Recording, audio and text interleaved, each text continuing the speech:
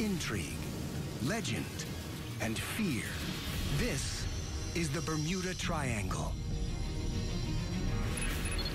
Now, using new technology, we can strip away the water layer by layer and unveil a hidden landscape.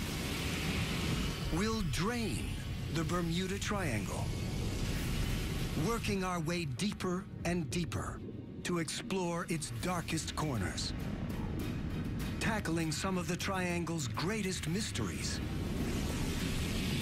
When the water is fully drained, what will we find at the bottom of the Bermuda Triangle?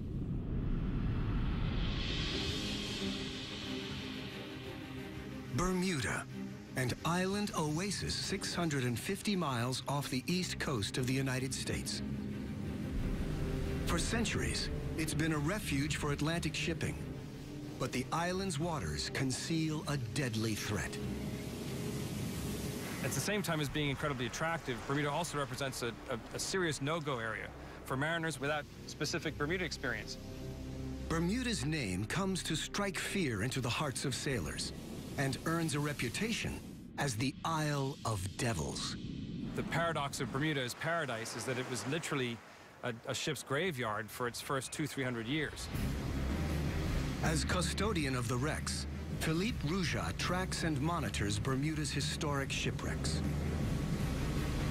And there are plenty to keep him occupied. In fact, these waters may have claimed up to 300 vessels. Why have so many ships perished in these crystal-clear seas, so close to land? Philippe sets out to visit several wrecks that could shed some light on this mystery.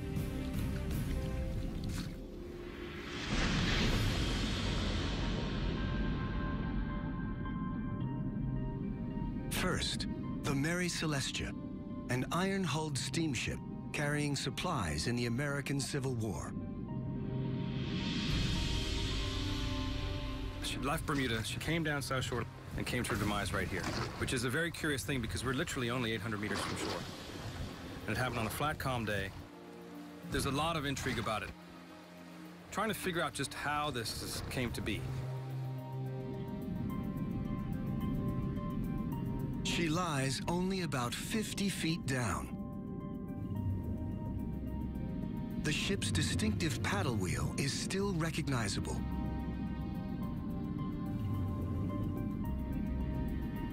Just around the coast, there's another wreck, the Constellation. And slightly farther, yet another, the Montana. In fact, according to Philippe's records, numerous wrecks completely encircle Bermuda. There's clearly something out there that poses a deadly threat to shipping.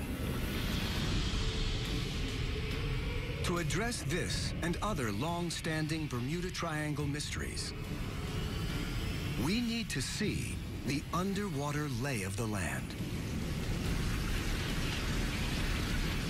Removing the ocean layer by layer to gradually reveal an extraordinary landscape.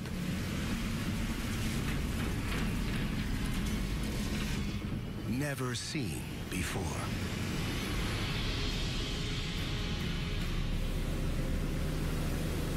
To look into the Bermuda Triangle's depths, we use a fast-evolving technology called sonar mapping.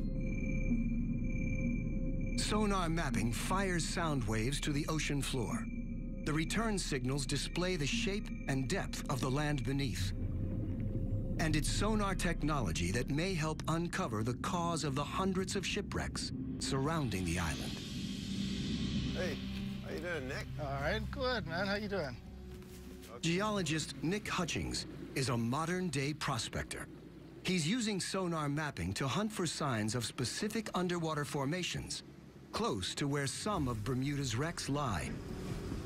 Turn up and then run straight. What we're looking for are mineral deposits, and they could be in the form of extinct vents hydrothermal vents, known as black smokers.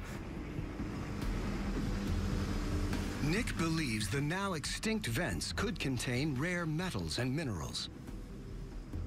We would be looking at gold and copper. And with the crusts, there you're looking at platinum, cobalt, nickel, and particularly the rare earths. And the rare earths are important now because they're vital to all of our modern technology. In order to seek out the valuable metals, Nick's using a multi-beam sonar device. The data reveal an extraordinary underwater landscape around Bermuda, including what appears to be a mountain edge. We have a big sort of flat plateau. We'll steam out to what we call the edge. You get to the side and then it runs down at a slope of about 60 degrees. And that run down 350 fathoms. Why are we finding the edge of an underwater mountain just off the coast of Bermuda? To find out, we need to see the bigger picture. The latest sonar data from all around Bermuda allow us to virtually drain this entire area. With the water gone, the tiny island appears to perch on a spectacular mountaintop, a seamount 2.5 miles high, all alone in the middle of the Atlantic Ocean. So how did it get here? The reason why the island is here today is because of a very significant volcanic eruption that took place in this relatively isolated spot in the ocean plate that stretches from the earliest phase of development of the Atlantic Ocean. The volcano grew bigger and bigger over millions of years until it finally towered above the ocean's surface. It erupted and completed a huge volcanic island that would have stuck up 3,000 or 4,000 feet above current sea level now. After the volcano became extinct 30 million years ago, wind and rain eroded the mountain down to a flat plateau. Then, as sea levels rose after the Ice Age, Bermuda was left as a small island on top of the seamount. Today, reefs have built up on the slopes of this ancient volcano and now surround most of Bermuda. Bermuda's reefs are our natural barrier for protecting us from the fury of the ocean, but it's also been the sad fate for many mariners. These reefs are potentially deadly to shipping, but it's what is living on the reef that poses an even more treacherous threat. Locally, they're known as boilers or breakers. Breakers are formed by a type of rocky algae and the shells of millions of tiny mollusks. Together, they create an incredibly hard limestone structure, which can grow up to 35 feet from the seabed, with the tops sometimes breaking the surface at low tide. The breakers themselves are actually materially harder than the surrounding reef, which is why they've survived and which is why the processes that created them have continued to persist. And so any ship encountering one of these things, wooden, metal, or otherwise, would be in for a very serious impact. Breakers sometimes have sharp points. These can pierce a ship's hull like a can opener, potentially sinking it in minutes. And they can be at their deadliest in calm weather. One of the ironies of breakers is that they're more visible when there's wave action and storms. So in fact, the breakers are sometimes at their most dangerous on a flat, calm day because they can't be seen at all. Breakers have caused many of Bermuda's shipwrecks. The Mary Celestia is one of them. This concealed threat surrounds Bermuda, a deadly legacy of its volcanic past. Draining the island of Bermuda helps to explain the hundreds of wrecks found here. But this is only one small corner of a vast triangle that stretches from Bermuda at the northern point to Puerto Rico in the south, with the Florida coast forming the western tip. And a World War II-era flight out of Florida may be the best known of all the Bermuda Triangle myths, Flight 19, the Lost Patrol. Now, a dive team prepares to go in search of an aircraft involved in the baffling events of that day. As we drain deeper, new discoveries may finally help solve this mystery. December 5th, 1945. 5 Avenger torpedo bombers take off from Fort Lauderdale Naval Air Station in Florida. Flight 19, as it's codenamed, is a routine navigation training mission along the Atlantic coast. In command is U.S. Navy Lieutenant Charles Taylor, a highly experienced airman. He's led dozens of training missions, but is unfamiliar with this particular stretch of coast. Midway through the mission, things start to go wrong. Lieutenant Taylor reports trouble with his compasses. With the weather deteriorating fast, they're soon hopelessly lost. A PBM-5 Martin Mariner sets out on a rescue mission to locate the flight and guide the pilots back home. The Mariner calls in a routine message. After that, it's never heard from again. No wreckage has ever been recovered from Flight 19 or the Mariner rescue plane. All kinds of weird and wonderful theories have been put forth to explain the disappearance of these aircraft, from alien abductions to the effects of an electromagnetic fog. It's more likely the pilots simply got lost, ran out of fuel, and had to ditch somewhere over the ocean.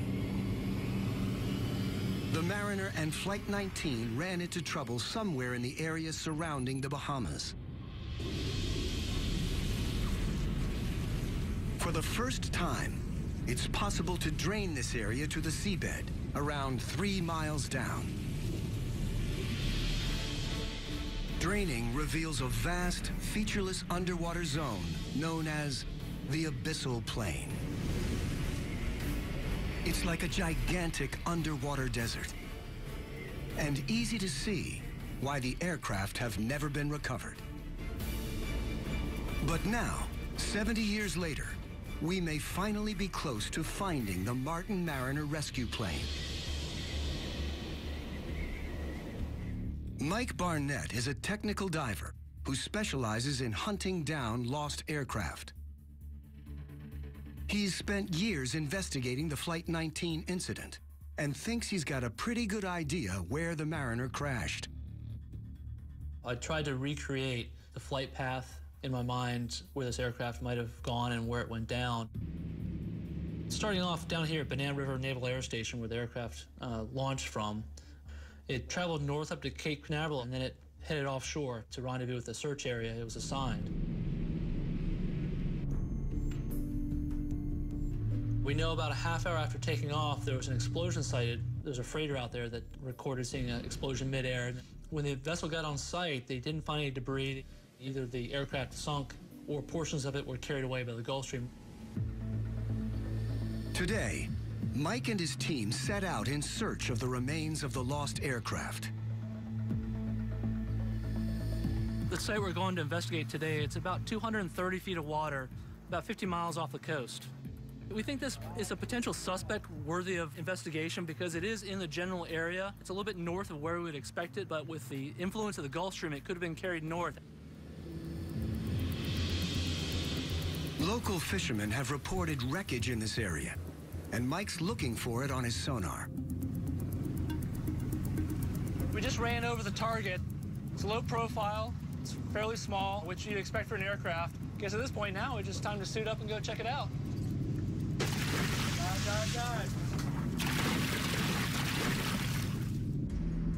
The target's more than 220 feet down. Mike thinks it could be a plane, but he can't yet tell whether it's the Mariner. Visibility at this depth is limited, and a strong current makes the search really challenging. We know we're close. There's a lot of fish and shipwrecks. They attract fish, so we know we're in the vicinity. Then, out of the gloom, the divers spot something. That's the nose wheel of the aircraft. And just a stone's throw away, the rusted fuselage of a large aircraft. As an aircraft wreck site, this is quite interesting. You have a lot of intact structure there. Typically, over time, these aircraft are just bits and pieces on the seabed. So to see something like this is quite spectacular. Could this be the wreckage of the Mariner rescue plane? The next step is to record any evidence that might identify the aircraft. They spot pylons along the wings, which look like they could have been mounts for pontoons. The aircraft seems to have been amphibious. Portholes on the side of the fuselage are what you expect to find on a Mariner. And the shape of the horizontal stabilizer looks familiar to the divers from photographs of the airplane. It suggests this could be the amphibious Mariner rescue plane, but the team hasn't found a definitive piece of evidence. It's definitely a plane. I want to be very careful what I say, but there are some very interesting features. There's a lot of things you expect for a search and rescue aircraft to have. And I want to get back and look at some pictures and video to some observations. I'm excited, very excited. Something that warrants further scrutiny. Mike needs an expert opinion to identify the plane, so he shows the dive footage to an aviation historian, Roy Stafford. Okay.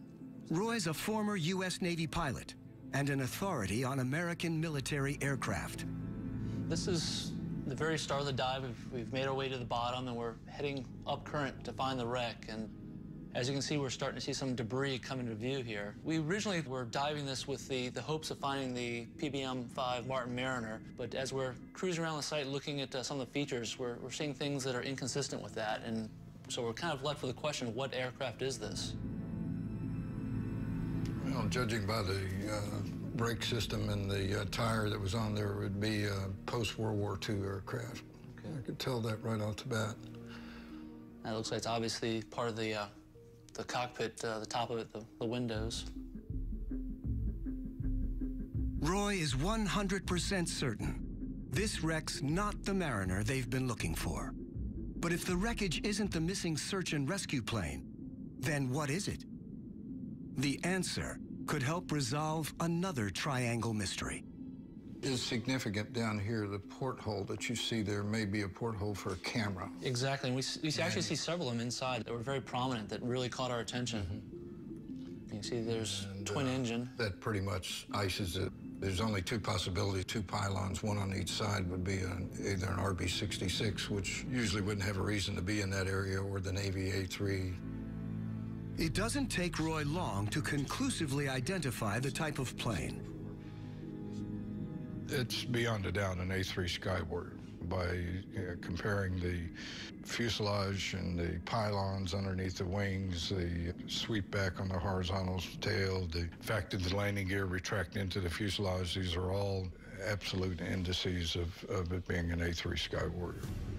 The A3 Sky Warrior was the largest carrier-launched aircraft in the U.S. Navy in its day. And Navy files show that in 1960, one crashed while attempting a carrier landing in this area. It's highly likely that this is the wrecked A3 that Mike and his team have tracked down. But Flight 19 and the Mariner rescue plane remain lost. The search continues to find this aircraft. We know it's out there. It's just a matter of finding the exact place. If we were to drain the vast abyssal plain around the Bahamas, somewhere out there we'd almost certainly find the lost patrol. And based on the condition of other wrecked planes found on the sea floor, this is how we'd expect them to look after 7 decades in the sea. As we drain even more water from the Bermuda Triangle and head deeper, we'll encounter other bizarre phenomena. In the Bahamas, ancient tales speak of sea monsters hidden in deep underwater caves. Beasts that consume people and ships. Now scientists are uncovering the extraordinary truth behind these legends.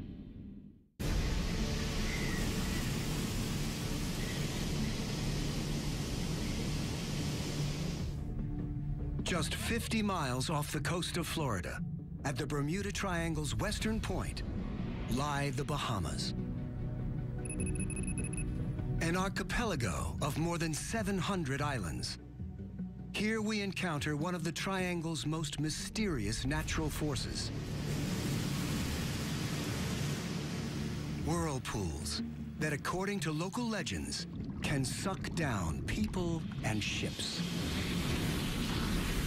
With the ocean's drain to nearly 3 miles, a stunning landscape is revealed. The Bahamas sit atop a vast limestone plateau that rears up from the seabed. It's known as the Great Bahama Bank. Cliffs taller than any found on dry land soar nearly 15,000 feet, almost 3 times higher than the Grand Canyon. Closer to the shoreline, another phenomenon. Some of the strangest geological rock formations found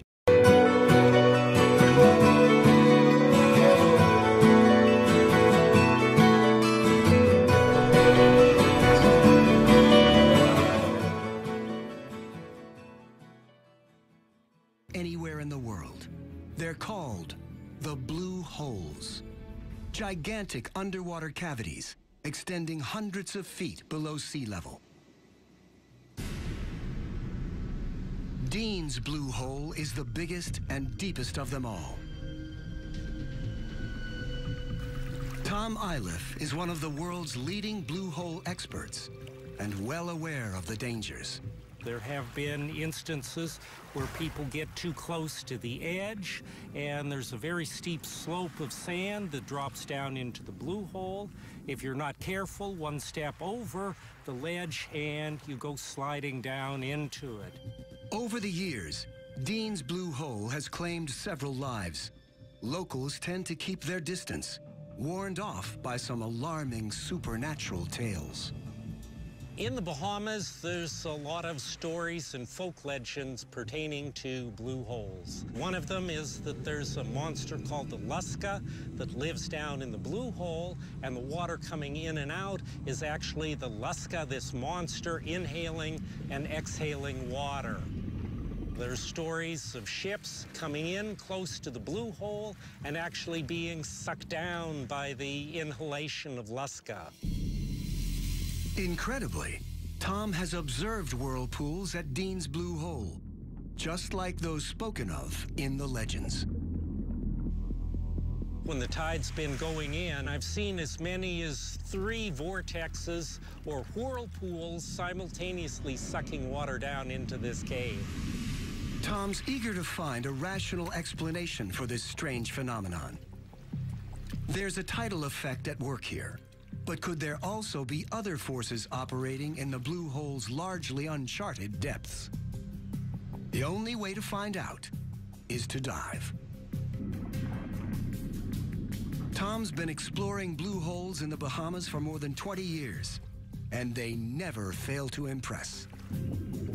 They're portals to another world. When we dive in this, it's like going to no other place on the planet. The blue holes are an unusual natural feature that geologists now think they understand. In the last ice age, sea levels were lower. Back then, all this limestone was above ground. Acidic rainwater percolated down into the limestone, eroding large voids in the rock. Eventually, the ceiling of a void collapsed in, creating the distinctive blue hole bottle shape. As sea levels rose at the end of the Ice Age, the entire feature was submerged. As Tom dives down into Dean's Blue Hole, it suddenly widens out. When we get down to a depth of 60 feet, we have about 150 feet or so across the chamber. As we go deeper below, at a depth of about 80 feet, it breaks again and opens, and again doubles in size, probably 300 feet across the system. Then, 120 feet down, Tom spots what appear to be side tunnels branching off the main funnel. They're small, but exert a powerful suction force. These have strong tidal currents that were trying to suck us in. We only went a short distance, but on the way back, we had to literally pull ourselves hand over hand in order to get out of them. At 150 feet, Tom's at the limit for this dive. He's never ventured deeper. A tiny number of expert divers have braved it, one descending to an incredible 663 feet. But the depths remain largely unexplored. Yet we do know enough to drain Dean's Blue Hole, revealing the vast bottle-shaped cave and a branching network of tunnels and fissures further down into the depths. It's the flow of water in and out of these tunnels that generates the whirlpool effect, not a mythical sea monster. Without water, Dean's Blue Hole is an ominous, yet entirely natural, geological structure.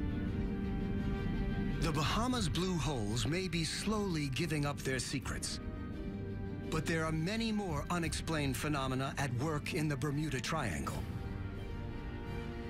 Strange tales of gigantic walls of water appearing out of nowhere, and a curious underwater substance covering the seabed with the potential to destroy ships. March 1918, a U.S. Navy cargo ship sets sail from Barbados. The USS Cyclops is a large 19,000-ton bulk carrier. She's transporting a cargo of manganese ore, and there are 309 men on board. One day out of port, she enters some of the deepest waters in the Bermuda Triangle area and simply disappears. No trace of the massive ship or its crew has ever been recovered.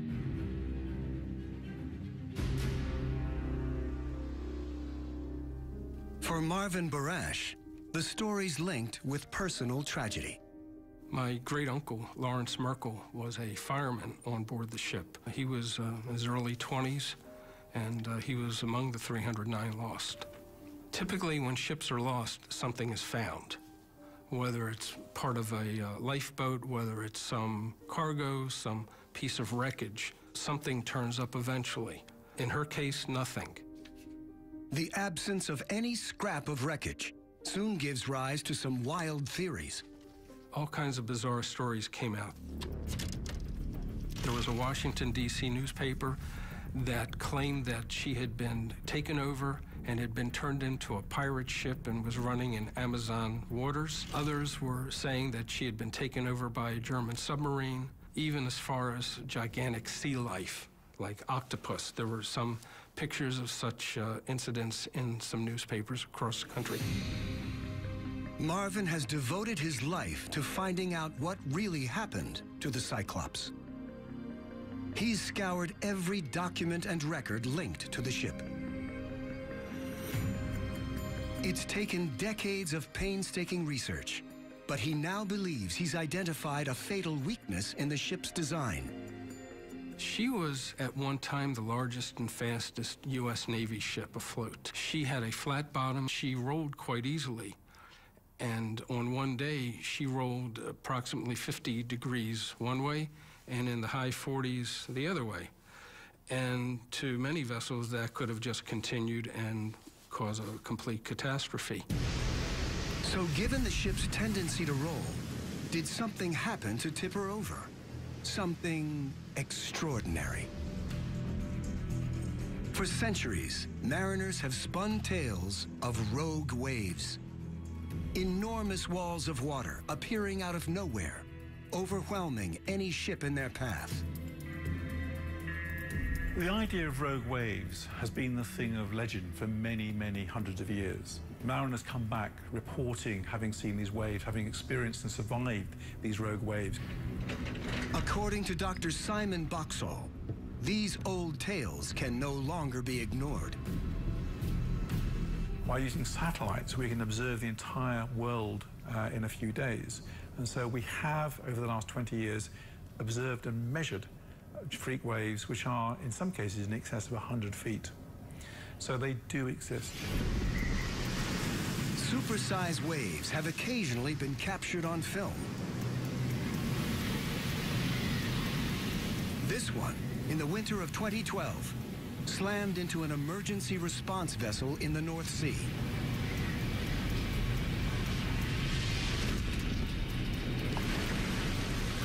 Given the Bermuda Triangle's extreme weather patterns, rogue waves on a similar scale may be possible.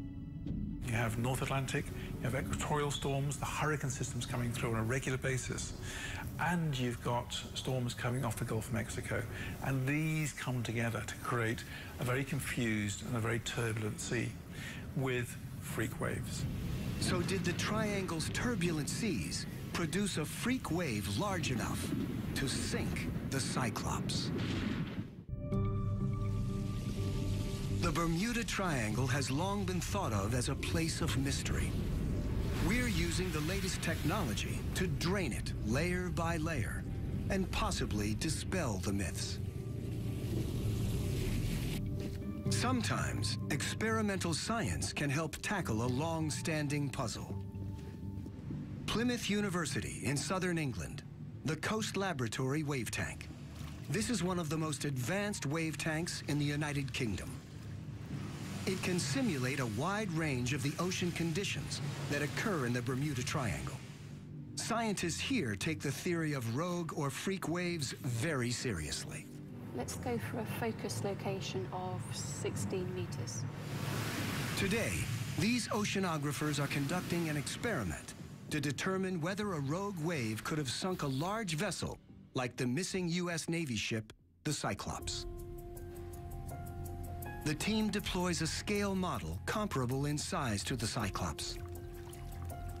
First, they generate a normal wave pattern.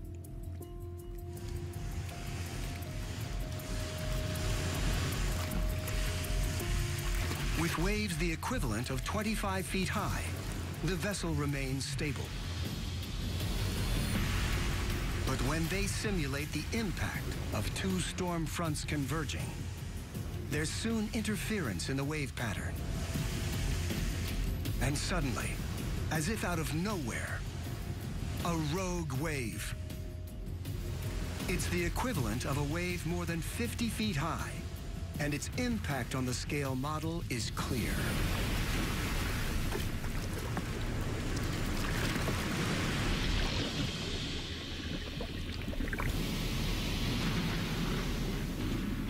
So there is evidence that a rogue wave could theoretically have sunk the Cyclops.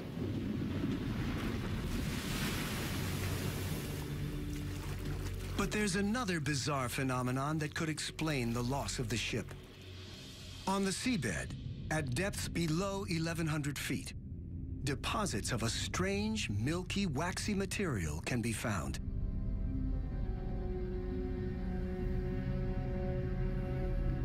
A single patch can cover an area bigger than Manhattan. It's a substance called methane hydrate. These methane hydrates are formed as a result of material from the surface, organic material, dead fish, dead plants, plankton, sinking to the seafloor and then degrading through bacterial decay, microbial decay. This footage shows actual clumps of methane hydrate on the seabed. Methane can also get trapped in pockets beneath the ocean floor. 1981, in the South China Sea, a drill ship hit a shallow gas pocket, causing a blowout. As gas bubbled to the surface, it made the ship unstable, leading it to capsize and eventually sink. Any large-scale disturbance on the seabed, such as an earthquake or landslide, could dislodge a substantial slab of methane hydrate, which turns to gas as it floats to the surface. So a methane hydrate release could potentially have caused the USS Cyclops to capsize, especially given that her design left her prone to rolling. But the only way to determine what really happened to the ship is to find her wreckage. Having studied as much as I could about approximately how far the ship may have made it from her departure point, I think she probably was about a day out of port, and she probably wound up around the northwest area of Puerto Rico. Marvin's hopeful that the wreckage site may one day be found. To find the resting place of Cyclops and my great-uncle and all the others who served with him would mean a lot. But if Marvin's calculations are correct, the ship won't be easy to recover. Draining the area reveals a trench up to 5 miles deep, the Puerto Rico Trench. This is where the triangle reaches its deepest point. In fact, it's the deepest point in the entire Atlantic. As scientists explore the massive underwater feature, they're finding it could conceal the deadliest of all the Bermuda Triangle's secrets, the source of a potentially devastating tsunami. The deepest part of the Bermuda Triangle, the Puerto Rico Trench, may conceal its deadliest secret. So scientists race to explore this inaccessible underwater region. Here, in the National Geographic Society's remote imaging laboratories, they've developed a radical new technology for filming the deep ocean. It's called DropCam. Perfect, good to go. After years of development, lead engineer Eric Birkenpass tests his camera in the ocean off Chile. It's unpowered. A heavy weight pulls the camera down. There was still a lot of butterflies in our stomach when we actually threw it over the side into the real ocean. When the team deploys it in the Puerto Rico Trench, it takes an hour and a half to travel the 5 miles to the bottom. It's programmed to spend several hours more on the ocean bed, then resurface and transmit its position. There's a huge sense of relief when you first hear that VHF beacon on your radio transmitter and you see that satellite fix. These are among the first images from the bottom of the Puerto Rico Trench, 5 miles straight down. The Deep Sea Imaging Project has given us a window into one of the great unexplored regions of planet Earth. But their images are a series of snapshots, capturing an area of just a few square feet at a time. In order to drain the whole Puerto Rico Trench, we need much more data. U.S. Geological Survey scientist Yuri Ten Brink is attempting to map the entire feature and believes there's a pressing need to do so. We started researching this trench because it is very similar geometrically to the Sumatra Trench, where the 2004 Sumatra earthquake and big tsunami happened. And that was a big worry here because a magnitude 9 earthquake on the Puerto Rico Trench can unleash a tsunami that will hit the U.S. East Coast and even Europe. Yuri's team deploys remotely operated underwater vehicles called ROVs to scan the trench and assess the tsunami threat level. The ROVs fire sonar pulses to obtain as accurate a readout as possible. Their 3D mapping reveals the sheer sides of vast underwater canyons. In some of the valleys and rifts, there are sometimes walls that can be like 1,000-meter high or something like that. Geologists have long known the trench formed as the edge of the North American tectonic plate moved underneath the Caribbean plate and simultaneously slid against it. But what the new data suggests is that this could be prime underwater landslide terrain. They can move rocks in areas that are many hundreds of kilometers squared, size of big cities and more, actually. The thickness of the rocks can be 200 meters or more, so you are talking about altogether 10, 20 kilometer cubes sometimes. So an underwater landslide on this scale might potentially threaten the eastern U.S. with a tsunami, just as Yuri feared. You think of Boston, of Charleston, of Baltimore, and you think of all the nuclear power stations that are along the coast. And so you have to prepare for it.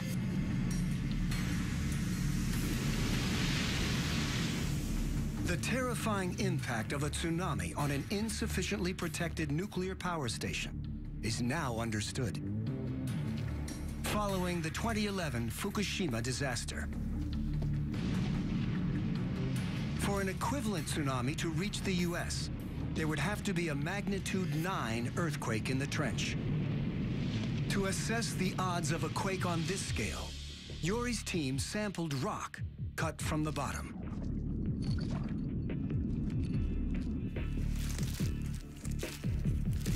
Back in the lab, they were able to reach conclusions about the threat to East Coast residents and those living closer to the trench.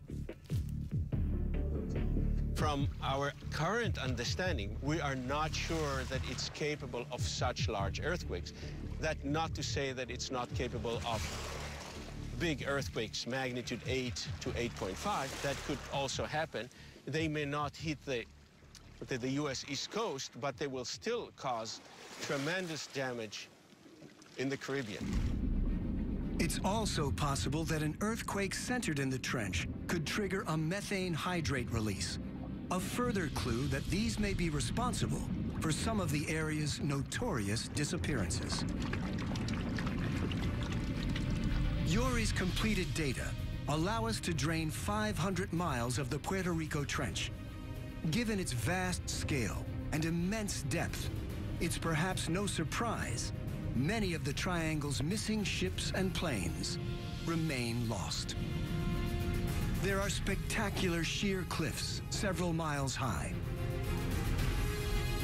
It's truly an awe-inspiring landscape at the very bottom of the Atlantic Ocean. 5 miles down. Draining the Bermuda Triangle has shown a stunning range of highly varied terrain.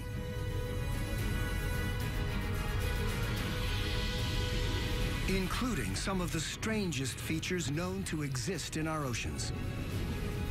The myths and legends of the Triangle are persistent and deep-rooted. Yet we've discovered that the dangers posed by this area don't appear to come from any supernatural phenomena, but from the very real and very deadly forces of Mother Nature herself.